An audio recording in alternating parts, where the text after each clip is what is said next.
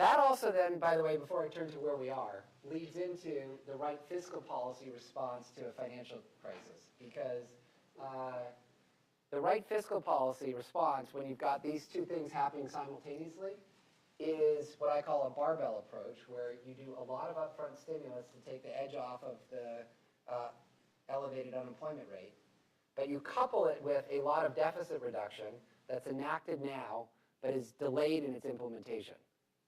And the critique is often, well, you can't do the delayed deficit reduction in a credible way. People just won't believe you. And what I'll say, I'll show you later, that we are doing deficit reduction in a way that isn't credible, but that's not to say that even when it's delayed, but that's not to say you couldn't do it in a way that is.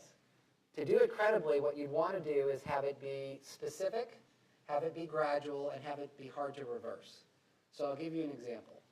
In 1983, the 1983 Social Security reform raised the so-called full benefit age, or the normal retirement age, under Social Security. It did so starting in the year 2000. Okay, so that was a much delayed piece of deficit reduction, 17 years before it even began. Then from 2000 to 2005, it raised that age by 2 months a year. So from 65, then 65 in 2 months, 65 in 4 months, very gradual. It was hard to reverse. So it's specific, it was very clear about what was going to happen. It's very gradual, and it's hard to reverse because Social Security reform in the Senate requires supermajority votes to change. It worked. We went through that first tranche. There's another tranche coming starting in 2017, and I'd be willing to take a bet with anyone that it will actually happen on schedule.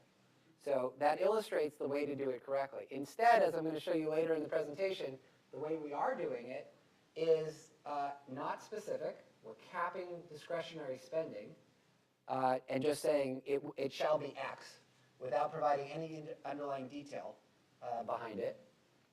It looks gradual, but it's not actually gradual because the numbers are not credible. And it's the easiest thing in the world to reverse because the Congress votes on discretionary spending every year anyway. And so for them to just come back and say, oh, we didn't really mean it, is quite easy.